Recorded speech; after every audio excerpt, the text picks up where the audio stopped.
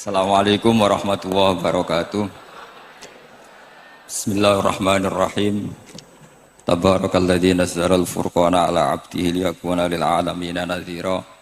Allahumma shalli wa sallim ala sayyidina maulana Muhammadin wa ala alihi washabbihi asma'in amma ba'du.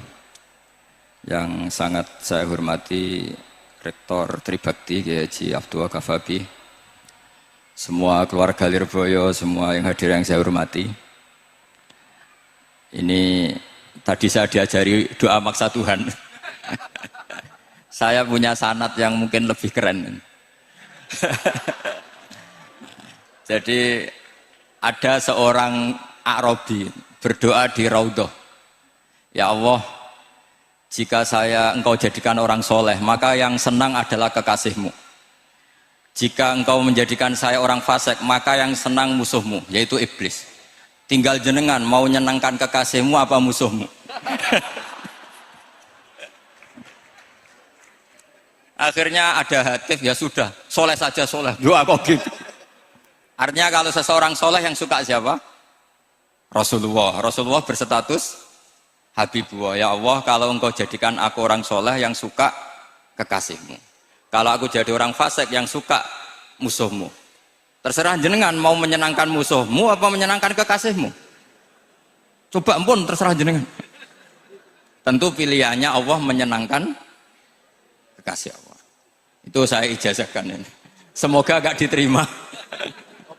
Covid. Jadi kalau di Ihya itu ada Kitabul Wujdi, ada yang baca Al-Wajdi. Tinggal zaman mondok ngarokati apa enggak tahu saya.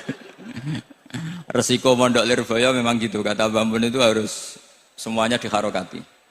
Tapi kata Mbah Mun ini sarang, jangan harokati semua, jangan maknani semua. Kalau dalil di sini katanya kan apa itu al ilmu saydun wal kitabatu qaiduhu. Jadi ilmu itu ibarat hewan liar, supaya enggak liar dicancang gitu. Tapi kata Mbah Mun ambek cancang kabeh ya ketekekan mati gitu. Jadi ini,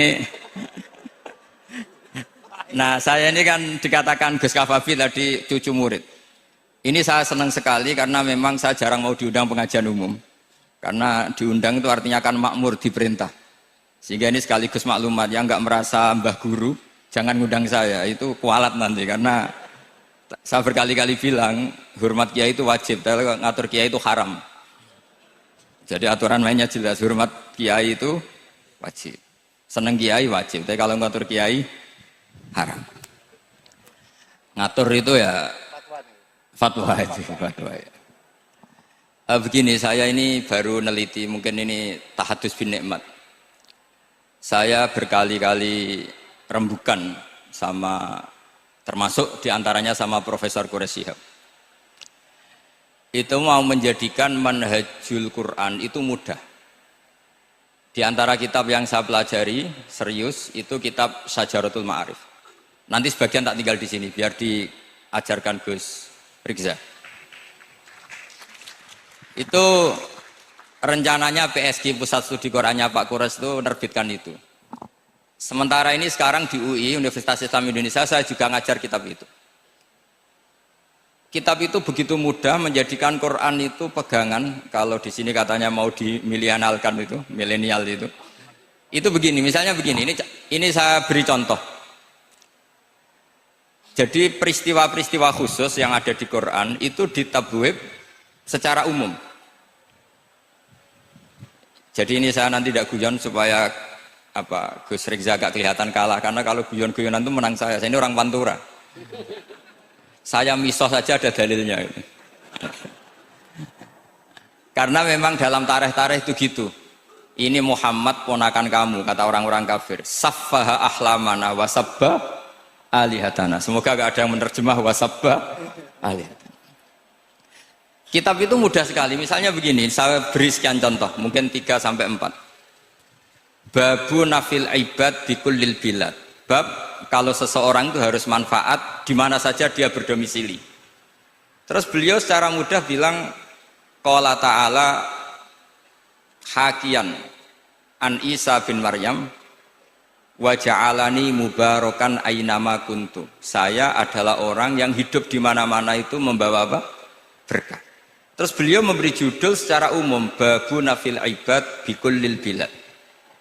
Sehingga saya di Rembang, di Lirboyo atau di mana saja, etikanya satu, harus bermanfaat.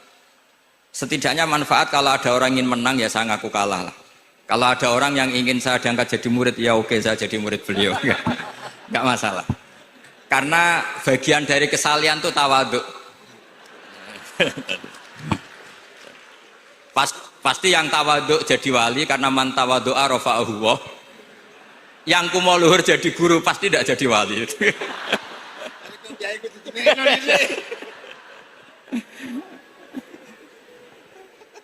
Terus ada bab yang sesuai dalam konteks Indonesia. Itu juga dibabkan umum, babu saddid dzara'i. Bab menutup pintu potensi-potensi yang enggak baik. Terus beliau mengutip qala ta'ala wala tasubbul ladzina yad'una min dunillahi fayasubbullaha adwam bighairi ilm. Jadi dulu para sahabat saking semangatnya berislam, itu saking semangatnya itu sering bilang jancuk lata, jancuk uzza. Jadi ini tidak jauh-jauh dari misah karena memang sudah dicap cangkem elek tadi. Terus mereka tanya, lalu kalau Tuhan saya jancuk, bahayanya jancuk juga Tuhan kamu. Akhirnya Allah bilang gini, Muhammad, umatmu kandhane aja misoi brolo, korbane aku. Makanya terusannya ayat fayasubbuha adwam bil khairi. Dan itu oleh Syekh Izzuddin bin Abdissalam yang dikenal sebagai Sultanul Aulia itu dibabkan mudah sekali. Babu saddid dzara'i. Jadi kalau kamu ingin Allah tidak dipisoi, Islam tidak disakiti, kamu jangan menyakiti agama lain. Itu bagian dari mencintai Islam. Jangan kira kita hormat sama agama lain karena ikrar, tidak, itu bagian dari mencintai Islam. Terus mengutip sekian hadis, la yasubbur rajulu abahu. Sebagian riwayat la yal'anur rajulu abahu. Ada yang baca layal ani, terserah lah. Kalau nahiyah layal an sopa rajulu, terserah. Apa khobar bimanal amri, apa bacanya layal an itu bisa dipasul masail nanti itu. Jangan sampai seseorang tuh misoi bapaknya. Kata para sahabat, wa kaifa yasubbur rajul abahu. Bagaimana mungkin seseorang misoi bapaknya sendiri? Terus kata Rasulullah, yasubbu abar rajuli fayasubbu abah. Wa yasubbu ummar rajuli fayasubbu ummah. Dia misoi bapaknya orang lain, kemudian dibalas, bapaknya dipisah. Ini penting saya utarakan, jadi mudah sekali. Terus dibabkan di bab umum itu babu saddid dzara'i. Sehingga peristiwa yang khususiyah ini menjadi bisa ditarik kesimpulan secara umum dan Quran maupun hadis mengawal kita ila yaumil kiamah. Karena kita tidak kehilangan stok untuk memaknai Quran dan hadis dengan cara yang diajarkan Syekh Izzuddin bin Abdissalam yang kita kenal, beliau termasuk Sultanul Ulama. Contoh ketiga ini yang paling penting dan itu saya sering utarakan. Beliau bikin judul la yutrakul haqqu li ajlil batil. Kebenaran tidak boleh ditinggalkan hanya karena banyak kebatilan. Uniknya apa? Beliau pakai dalil, saya yakin seorang Dr. Riza pun nggak terlintas kalau itu ada. Meskipun bikin rumus istihad tadi yang nggak ada kembarannya tadi. Karena ulama yang waras ya nggak ingin ngembari rumus seperti itu. Memang nggak perlu dikembarin, apalagi dosen-dosen tribakti itu nggak suka. Ini padune ra kuat gaji kan gitu. Itu kan dalih ya, dalih supaya ngirit ya. Wes mulang gak arep-arep gaji barokah. Itu mesti kong kali kong sama bendara ya. Yayasan. Karo yayasan itu. Itu ada judul la yutrakul haqqu li ajlil batil. Itu uniknya beliau hanya dalil inna sofa wal marwata min sya'airillah faman hajjal baita wa i'tamara fala junaha alaihi ayyat tawafa bihima. Sofa dan Marwah itu hakikatnya adalah min syairillah, termasuk syiar-syiarnya Allah. Maka siapa yang haji maupun umroh enggak apa-apa. Allah dalam bahasakan itu enggak apa-apa, fala junah enggak apa-apa, terus saja tawaf di situ. Memang dalam bahasa Quran enggak bahasa sa'i tapi pakai bahasa tawaf, ayat tawafa bihima. Kata Syekh Izzuddin bin Abdissalam, di sofa ini ada Isab nama berhala, di Marwah ada Nailah juga nama berhala. Yang orang-orang jahiliyah dulu ini menyembah dua berhala ini. Karena ada berhala mereka merasa risih kalau ibadah ritual tauhid di situ. Tapi kata Allah, teruskan saja kamu tawaf di situ atau sa'i di situ. Artinya apa? Kebenaran tetap diperintahkan meskipun ada kebatilan. Jadi gampang sekali. Terus beliau bikin judul la yutrakul haqqu li ajlil batil. Barang hak itu tidak boleh ditinggalkan karena barang batil. Saya di mana-mana kalau boleh dikatakan fatwa. Kalau ada orang mati karena narkoba atau karena mendem atau karena koplo atau karena oplosan, itu kita sebagai kiai datang saja. Tapi tidak harus kiai yang top-top kayak Gus Rizal, salah satu kiai datang. Karena sekali kita tidak datang, mereka akan menciptakan tradisi baru dalam penguburan. Kiai ratekong, soleh-soleh ratekong, dipendem ala mereka. Didekno ambek diminumi arak. Sehingga kita datang ini karena apa? Sebetulnya demi melaksanakan syariat Islam, memperlakukan janazatu muslim. Kita kelola secara Islam. Meskipun mangkel, kita mangkel, wong mati kok oplosan. Mati-mati pas sujud kan keren. Atau mati karena gaji terlambat kan keren. Ini mati kok. Atau mati karena miskin telat apa? Gaji kan keren, tirakat lah, qanaah. Nah. Betul, ini mas-mas kalau yang mencintai bapak ada kesampaian, syahid cinta itu juga syahid. Asal tidak pernah lihat, tidak pernah SMS. Ngempet tok itu kalau mati itu syahid. Tapi syaratnya nggak ngelihat, nggak nge-SMS, nggak WA. Pokoknya seperti itu. Nah, ini penting saya utarakan. Saya pernah diundang salah satu acara akad nikah. Itu yang undang itu nanggap ketoprak. Gus nanti ada ketoprak di rumah saya, tapi jangan nggak usah lihat itu. Tapi jam 9 ngakatkan anak saya. Ya saya datang. Pas itu memang nggak ada udzur saya datang. Itu sudah ada biduannya banyak di situ. Kenapa saya datang? Pikiran saya tadi. Kalau kiai tidak menyaksikan akad nikah, nanti mereka bisa bikin cara akad dengan cara mereka sendiri. Sehingga takbir-takbir yang di fikih, misalnya walimatul ursi itu kalau ada ikhtilatur rijal wan nisa haram hadir. Itu nggak pernah dilakukan oleh guru-guru kita. Setahu saya, Mbah Mun, bapak saya, guru-guru kita, meskipun ada ikhtilatur rijal wan nisa, mereka kalau ada walimatul ursi asal tidak ada udzur itu datang. Karena la yutrakul haqqu li ajlil batil. Padahal jelas dibajuri di Anatut Talibin jika hunaka muharramun harumal khudur. Entah kalau Gus Rizal baca hurrimal khudur atau harumal khudur, tidak tahu. Saya ini kan bisa debat ini. Karena saya santri sarang, jadi kalau baca 2 kali harumal khudur atau hurrimal khudur. Tapi kalau yang santri sini mau tidak mau ya anut harokatnya guru tadi. Resikonya nurut itu harus ikut haruma apa hurrima. Kalau saya karena enggak dimaknani, jadi ya bingung. Maksudnya bingung milih. Saking banyaknya ilmu. Bukan bingung karena goblok, bukan.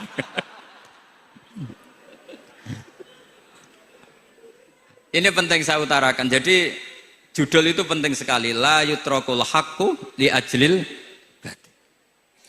Contoh keempat, babu tolabil manzilah. Seorang yang terpercaya itu boleh cari pangkat di pemerintahan. Beliau dalilnya gampang sekali. Yusuf ketika merasa mampu mengendalikan ekonomi, ketahanan pangan zaman itu, beliau matur ke Aziz, ke penguasa Mesir, qala ja'alni ala khazainil ardh. Jadikan saya sebagai pengelola hasil bumi. Ini hafizun alim, saya ini orang terpercaya, saya ini orang yang pinter. Maka ngaku pinter itu boleh asal pinter betul. Karena Nabi Yusuf bilang ini hafizun alim. Ini sudah 4, sampai berapa? 7 sampai 7. 5 aja nanti ilmunya habis. Jadi saya mohon nanti kitab itu saya tinggal 1, tolong dipelajari teman-teman supaya ada cara mudah. Dan kitab itu pernah dibaca Syekhina Kiai Maimun di Sarang, pernah tak bawa ke Jakarta, saya diskusikan dengan Pak Profesor Quraisy Shihab. Terus sekarang juga dalam proses diterjemah. Tapi saya mohon ini yang nggak penting, terjemahnya itu nggak penting. Ini anak-anak Lirboyo kan bisa ngartikan sendiri, bukan sekedar terjemah tapi ngartikan sendiri. Itu unik, cara memahami itu unik sekali dan mudah. Jadi setiap peristiwa khusus itu diberi judul umum. Nah barokahnya judul umum ini, Quran itu menjadi ngawal kita ila yaumil qiyamah. Tapi kalau itu kamu anggap ini peristiwa Yusuf, ini peristiwa Yakub, peristiwa Ibrahim, maka seakan-akan Quran itu tidak untuk kita. Makanya tadi, misalnya wala tasubul ladina dibabkan babu saddid dzara'i. Itu semudah itu, segampang itu. Sehingga dalam kitab Minhajul Abidin diterangkan ada seorang wali yang takut dosa karena banyak perempuan cantik yang pakai celana pendek, banyak bulat lah di dunia itu. Singkat cerita dia uzlah, dia santai-santai di gunung makan rerumputan. Terus ada wali yang kelasnya lebih tinggi. Kamu di sini ngapain uzlah? Kenapa? Meninggalkan dosa. Terus digojlok sama wali yang lebih senior. Kira-kira saya gojlok Gus Rizal gitu. Kata si wali yang lebih senior tadi, taraktum ummata Muhammadin fi aidil mubtadi'ah. Sebetulnya kamu itu tidak menghindari dosa, tapi malah parah. Ketika umat tidak kamu pimpin, artinya membiarkan dipimpin kelompok lain. Dan itu bisa orang ahli bid'ah, bisa orang kafir, bisa yang lebih menyesatkan. Jadi uzlah itu tidak solusi. Ini pentingnya pembanding. Jadi gak apa-apa nanti setelah saya ngisi, dikasih kesempatan untuk bully saya, gak apa-apa. Saya terlalu sakti untuk dikalahkan. Jadi artinya muhibbin saya itu gak ngefek lah kalau saya diadili siapa? Gus Riksa. Gak ngefek. Jadi menurut saya nanti tak kasih kesempatan untuk ngadili saya. Terus setelah itu selesai, saya tidak jawab lagi. Sebagai latihan calon wali itu harus sabar, man. Jadi wal kadhiminal ghaidha wal afina anin nas. Jadi setelah saya dibully nanti saya bilang sudah, saya maafkan, wassalamualaikum, terus gitu. Terus contoh yang paling ekstrim gini Gus Rizal, ada contoh babu jawazin namimah limaslahatin. Bab boleh adu-adu. Adu-adu itu mengadukan satu peristiwa yang buruk ke orang lain karena maslahat. Itu contohnya unik sekali. Saya ini bingung, masa ada namam atau namimah kemudian ditoleransi. Terus beliau pakai dalil wajah arojulum min aqsal madinati yas'a.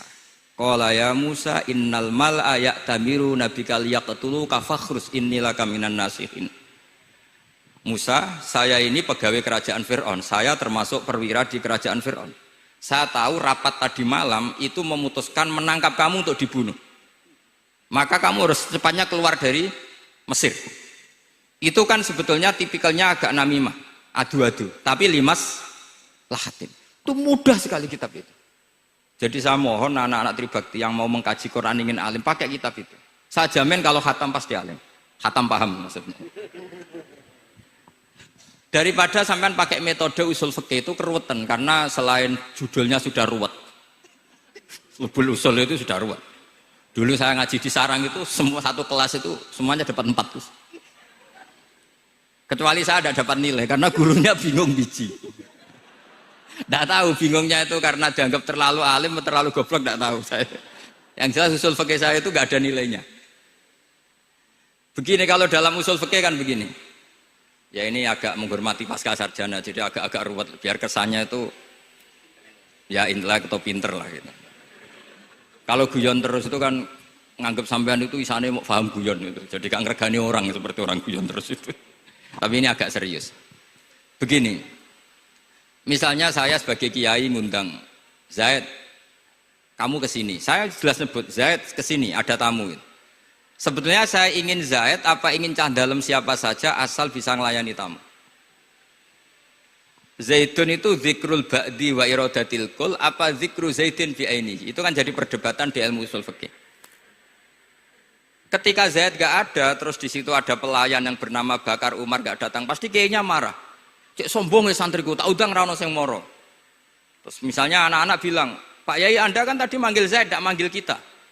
Cek goblok maksudku ono sing nyuguhi teh. Ora kudu Zaid, Bakar Umar ya kena. Bocah kok goblok kan mesti gitu. Artinya gini, menyebut aktor dalam Quran atau hadis itu yuradu syakhsun bi'ainihi, apa itu bagian dari zikrul ba'di wa iradatil. Sehingga semua peristiwa di Quran entah itu nyebut Fir'aun berarti mewakili orang togo, orang yang lacut. Menyebut Musa mewakili orang baik. Apa bagaimana? Itu jadi perdebatan. Nah itu di kitab usul fikih itu penjelasannya ruwet sekali. Sehingga mungkin misalnya begini dalam satu kaidah usul fikih. Hormati tamu yang datang ke saya, siapa saja. Setelah itu saya ralat, hormati Zaid jika datang bertamu ke saya. Dalam usul fikih itu potensi Zaid ini menjadi mukhassis, berarti siapa saja menjadi batal karena ditaksis kata Zaid. Ada potensinya begini, siapa saja tetap berlaku, dan kiai menyebut Zaid adalah zikru ba'di afrodi dzalikal kulli, menyebut individu dari kuliah yang masuk. Jadi tetap hormati tamu siapa saja. Yang termasuk siapa saja adalah Zaid. Apa siapa saja tidak menjadi hukum karena terganti hanya khusus Zaid. Itu jadi perdebatan di perdebatan usul fikih. Jadi terlalu ruwet. Tapi kalau di kitab tadi yang Syajaratul Ma'arif karangannya Izzuddin bin Abdissalam, itu gampang sekali. Saya baca itu min awali hatta akhir itu tidak ada yang iskal, gampang sekali, mudah sekali. Karena tadi mungkin dikarang ahlinya dan dibaca oleh ahlinya, jadi gampang sekali ini. Jadi semudah itu. Istidlal itu gampang sekali. Ya saya ulang lagi tadi, karena ditulis orang ahli dan dibaca oleh orang ahli. Tapi saya pastikan kitab itu tuh mudah sekali. Kenapa saya menyarankan begitu? Karena begini. Sekarang tuh banyak orang menafsirkan Quran karena hanya melihat terjemah atau dengar-dengar dari orang lain. Sementara kita yang gudangnya, kita ya semua lah santri sarang Lirboyo semua, itu tidak mau memulai. Andai kan kita mau memulai, maka kita akan tahu apakah zikrus syekh itu menjadi takyin, harus itu, atau zikrus syekh itu zikrul ba'di wa iradatil kul. Saya beri contoh masalah hukum fikih. Karena ini bidang saya. Saya dulu ketika muda sering makili Anwar Musyawarah di Lirboyo. Dulu yang makili Lirboyo Gus Isom. Gus Rizal belum musuh saya dulu. Belum musuh saya dulu. Jadi kalau musuhi saya itu terlambat. Saya sudah sufi, sudah agak ahli fikih, sudah pensiun, bukan karena sudah bodoh, tapi sudah ben diurusi sing nom-nom gitu. Sudah makom saya sudah ndak itu sudah. Ndak tahu entah makom saya dari mana, ndak tahu saya. Misalnya begini, saya beri contoh. Di antara yang nggak boleh dalam pernikahan adalah wa antajma'u bainal ukhtain. Menikahi mbaknya plus adiknya, fi nikahin wahid, tahta rajulin wahid.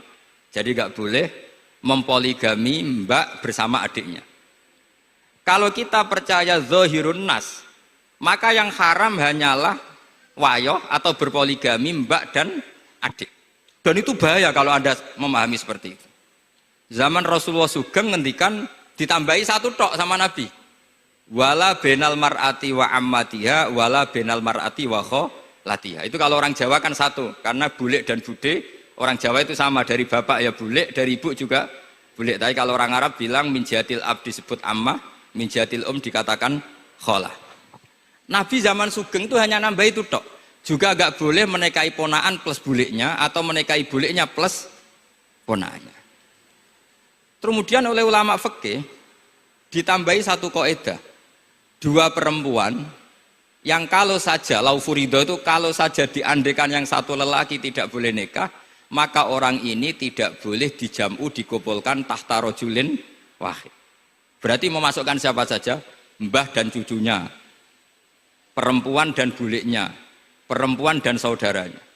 Nah, artinya gini, andekan yang disebut Quran itu menjadi itu saja hukumnya, maka yang haram poligami hanya mengumpulkan mbak dan adiknya, karena Quran hanya bilang wa antajma'u bainal ukhtain. Tapi tentu itu kebodohan. Mesti gak tahu ngaji usul fikih. Kitab yang pantangannya orang banyak, ya pantangannya gurune bareng. Jadi itu bukan pantangan muridnya saja, ya pantangan gurune bareng. Akhirnya apa? Itu kita analisis bahwa ini mimbabi dzikril ba'di wa iradatil kul. Mungkin ada ulama yang era Imam Syafi'i meredaksikan wa antajma'u bainal ukhtain ibaratun anil jam'i bainal mahromen. Apapun itu, tetap ukhtain di sini itu satu percontohan mengumpulkan dua perempuan yang ada hubungan mahram, entah karena saudara kandung atau bulik bude atau mbah sama cucu. Lalu pertanyaannya, kenapa Quran tidak menyebutkan mbah dan cucu? Kebayang nggak misalnya Gus Rikza nikah orang perempuan cantik umur 25 plus mbahnya umur 70 tahun? Nggak mau membayangkan. Katanya tidak mau membayangkan. Artinya gini, orang waras itu tidak akan melakukan seperti itu, maka nggak perlu dilarang. Tapi nak rabi bae sesuai gedon, jebule ayu adi itu banyak. Terus dongano bae mati itu banyak itu.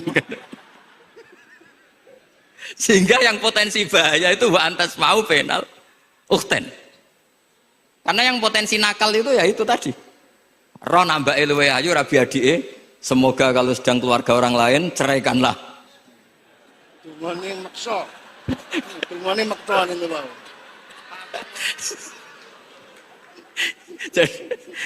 Jadi ini penting saya utarakan. Jadi ini serius tapi saya tetap rileks. Jadi mohon dipelajari lah usul fikih.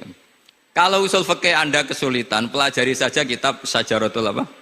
Ma'arif. Nanti kitabnya saya titipkan siapa saja Pak. Insya Allah sampai ke kursi saya. Apa kitab Syajaratul Ma'arif. Itu menurut saya kitab terbaik dalam mempermudah memahami Quran. Ya modelnya begitu. Misalnya tadi babu nafil ibad bikulil bilad, bab seorang hamba sebaiknya di mana saja bermanfaat. Terus cerita tentang Nabi Isa, wa ja'alani mubarakan aina ma kuntu. Saya masih ingat baca kitab supaya Pondok Lirboyo bangga bahwa cucu muridnya alim alama. Jadi ini bagian dari itu. Wong putu muridnya we alim, bangunnya murid Lirboyo ra alim, wong putune we alim kan gitu. Jadi kalau sama ndak alim dosa gede. Saya kata Gus Kafabi kan putu murid, wong putune we alim mosok muridnya gak alim. Awas nak keman gak alim, sini-sini wong. Jadi harus mengkaca putune we alim, apalagi Anak pas. apalagi anak pas.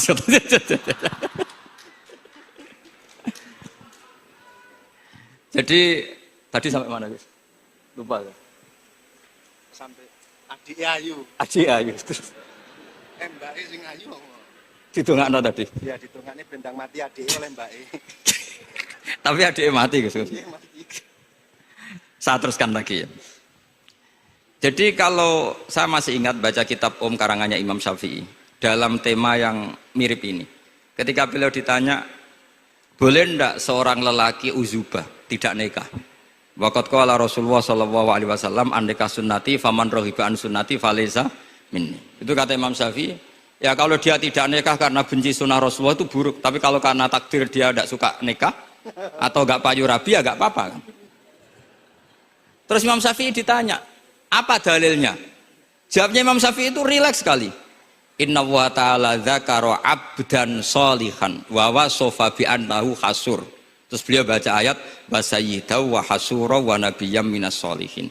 Allah itu menyebut sekian hambanya yang soleh, dan di antara hambanya yang soleh itu berstatus hasur, orang yang tidak nikah. Artinya tidak nikah itu bukan mengganggu kesalehan, maka uzubah itu halal. Semudah itu dulu orang memahami Quran. Kok sekarang jadi sulit tuh salah gurunya apa salah muridnya? Jadi ini cobalah di apa ya, saya memang ingin supaya Pondok Lirboyo itu mudah sekali paham Quran. Saya ini termasuk heran ya, kenapa saya yang ngomong tafsir itu menurut saya biasa saja sama. Tapi saya kata orang banyak itu sudah mufassir. Kenapa saya ngomong biasa saja? Karena ya tadi dengan perangkat-perangkat ilmu kayak usul fikih, kayak fikih sendiri, termasuk kitab Syajaratul Ma'arif, memang memahami Quran itu gampang. Wong kafir saja bisa paham dulu. Umar ketika paham Quran itu belum mondok Lirboyo. Masih kafir. Nggak pernah jadi mustahik. Apalagi wakil rektor, nggak pernah. Tapi ketika adiknya Fatimah baca Quran, Toha ma anzalna alaikal Qur'ana litasqa illa tazkirata limai, itu dia paham dan menjadi masuk Islam. Itu coba fahamnya itu sama ngajinya dulu mana? Dulu fahamnya karena Quran itu muyassar, mudah. Pernah ada seorang ustadz yang mungkin kalau sekarang agak ekstrim lah. Sama ndak usah bilang cingkrang, ndak usah, pokoknya agak ekstrim ini. Kamu kok senengannya nuduh orang gitu. Sampai saya kadang ketularan, saya ini orang baik gak suka nuduh orang gitu. Itu ada orang yang agak ekstrim itu, datang ke Harun ar-Rasyid. Ya Amirul Mukminin gitu. Inni nasihun laka famusaddidun alaika. Fala tajidanna alayya fi nafsika syai'an. Saya ini orang baik-baik, ingin nasihati jenengan, cuma saya agak kasar. Musaddid itu agak kasar. Dalam bahasa Arab musaddid siddah itu kasar. Kasar atau tegas, kasar lah. Dalam konteks ini maknanya kasar. Fala tajidanna alayya fi nafsika syai'an. Mohon jangan dimasukkan hati. Apa kata Harun Rasyid? Ngendikan itu mudah sekali dan itu sangat Qur'ani. Kata Harun ar-Rasyid, uskut ya Ustad. Sebagian riwayat uskut ya jahil. Hei orang bodoh, kamu diam. Inna Allaha ta'ala ba'atha man huwa khairun minka ila man huwa syarrun minni. Wa ma'a dzalika qala ta'ala faqula lahu qawlan layyinan la'allahu yatadzakkaru aw yakhsha. Kamu diam hei Ustad bodoh. Allah Ta'ala itu mengutus orang yang lebih baik ketimbang kamu, yaitu Nabi Musa, ke orang yang lebih buruk ketimbang saya, yaitu Fir'aun. Itu saja harus beretika. Faqula lahu qawlan layyinan. Kok kamu sama-sama muslim mau main kasar sama saya? Kitabnya mana? Kira-kira seperti itu. Akhirnya Ustadz tadi, ternyata jenengan lebih alim, mboten sios. Semudah itu orang memahami Quran. Inna wa ta'ala qad ba'asa man huwa khairun minka ila man huwa syarrun minni. Fa inna wa ta'ala ba'asa Musa. Wa Musa tentu lebih mulia ketimbang Ustadz ini. Ila man huwa syarrun minni. Saelek-elek Harun Rasyid itu jelek Fir'aun. Musa yang Rasul yang orang sangat baik diutus ke orang yang sangat buruk yaitu Fir'aun, itu saja beretika faqula lahu qaulal layyin. Harus sopan. Jadi kayak apa? Saya bayangkan kayak apa bahagianya kita kalau melihat santri-santri ini memahami Quran seperti ini. Itu kan mudah, nggak perlu dokter, bisa juga perlu,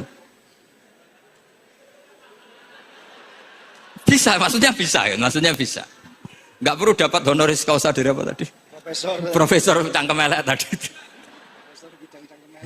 Jadi karena Quran itu dalil, kata Ibnu Abbas, Al-Quran dalil itu mudah ditaklukkan, dibawa kemana saja itu bisa. Nah ini yang terakhir, khasnya NU itu wasilah, ini terakhir, nanti setelah ini selesai. Tapi saya mohon MC atau moderator atau siapa lah ngasih waktu Gus Rizal untuk bully saya, dan saya jamin tidak tak balas, dan saya latihan legowo tadi, wal afina aninas. Sudah itu kata Rasulullah kan gitu, orang yang meninggalkan debat padahal dia benar, banawahu betan firbatil jannah. Jadi sudah saya ingin masuk surga lah, ada usah repot-repot berdebat.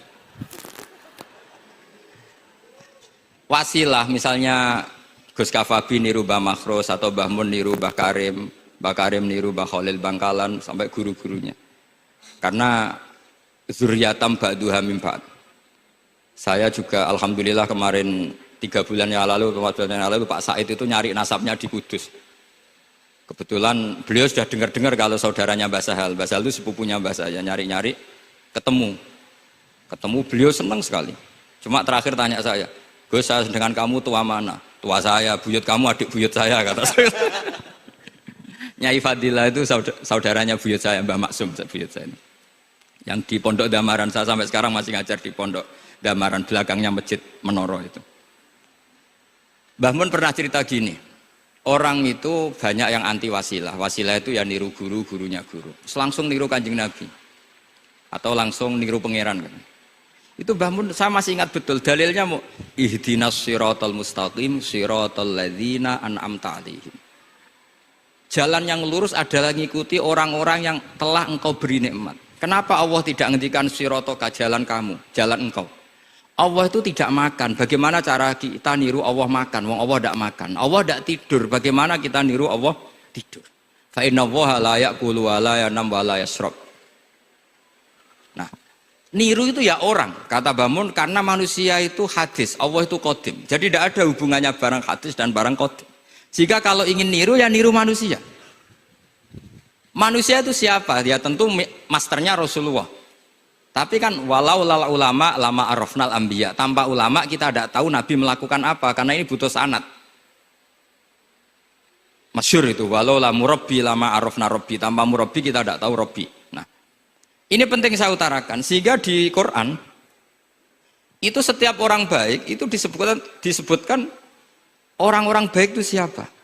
Ulaika alladzina an'ama Allahu 'alaihim minan nabiyina min dzurriyyati Adam wa mimman hamalna ma'anu wa min dzurriyyati Ibrahim wa Israila wa mimman hadaina wajtabaina.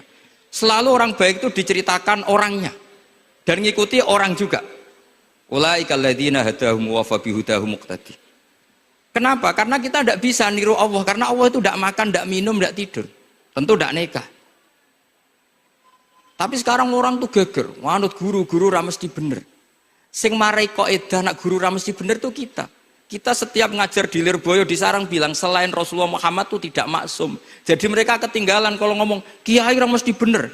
Tahu kita mulai kecil diajarin selain Nabi kok ora maksum. Dekne ro ilmu anyaran kok ngandani sing mulai bayi alim itu kan lucu. Kita mulai dulu tahu selain Nabi itu tidak maksum. Kok malah dikandani kiai tidak mesti bener, kenapa diikutin? Udah tahu kalau kiai tidak mesti bener. Cuma kalau kiai tidak mesti bener, nak kue mesti ra bener. Lagi-lagi gerakan cangkem elek kan gitu. Kalau kiai itu hanya mungkin tidak bener, kalau kamu mesti tidak bener. Ini penting saya utarakan sehingga mudah sekali. Apa dalilnya wasilah? Ya kita jawab saja. Ihdinas siratal mustaqim, siratal ladzina an'amta. Semudah itu Quran dipahami ahlinya. Tapi sekarang kok memahami Quran jadi sulit. Saya menjadi tidak tahu. Ya seperti tadi Izzuddin bin Adi Salam itu banyak dalil la yutrakul haqqu li ajlil batil. Itu contohnya itu hanya innas sofa wal marwata min sya'airillah. Ketika sofa dan marwah belum steril dari berhala-berhala itu, ketika Ka'bah belum steril dari berhala-berhala itu, Nabi tetap tawaf di Ka'bah, tetap sa'i di sofa dan marwah. Kemudian itu disimpulkan la yutrakul haqqu li ajlil batil. Segampang itu agama. Tapi kenapa menjadi sulit? Jadi saya mohon sekali karena kitab itu sedang dikaji di PSG Pusat Studi Quran, juga dikaji di pondok saya. Dulu Syekhina Maimun pernah baca juga. Sekarang di UII yang ngajar saya. Jadi saya ingin, dan itu diajarkan ditulis lah oleh ulama sing ma'ruf, bahkan gelarnya Sultanul Ulama. Dalam kasafnya Sayyid Abil Hasan Asyadzili, dalam kasaf beliau mengatakan, saya pas kasaf dengar satu suara, satu hatif, ya Ali, ma'ala wajil ardi, tidak ada di muka bumi ini kajian fikih sing abha, yang lebih bersinar, yang lebih moncer ketimbang kajian Izzuddin bin Abdi Salam. Dan tidak ada kajian ilmu hadis mengalahkan kajian Abdul Azim Al-Mundhiri yang ngarang At-Targhib itu. Era Sayyid siapa? Abil Hasan Asyadzili. Dan tidak ada kajian ilmu hakikat sing abha min majlisika. Dan alhamdulillah kita punya kitab itu, Qawaidul Ahkam, Syajaratul Ma'arif, Izzuddin bin Abdis Salam. Juga kita punya kitab Abdul Azim Al-Mundhiri karena kita pakai At-Targhib At-Targhib itu mukhtasornya Muslim juga. Dan tentu kita juga punya Abul Hasan Asyadzili karena kita rata-rata ngaji hikam, kita tahu hikam adalah muridnya Abul Abbas Al-Mursi dan beliau adalah muridnya Abul Hasan Asyadzili. Sehingga kita insya Allah ngalami dzurriyatam ba'duha min ba'd. Baik dzurriyah nasabiyah maupun dzurriyah sababiyah. Kayak saya tadi dikatakan Gus Kawabi, putu Lirboyo karena Mbah Mun ngaji di Lirboyo. Dan saya bangga karena bisa bully jenengan semua, nak putune wae alim maupun meneh anake. Mun sepakat iki, nak putune wae alim maupun meneh anake. Pun assalamualaikum warahmatullahi wabarakatuh.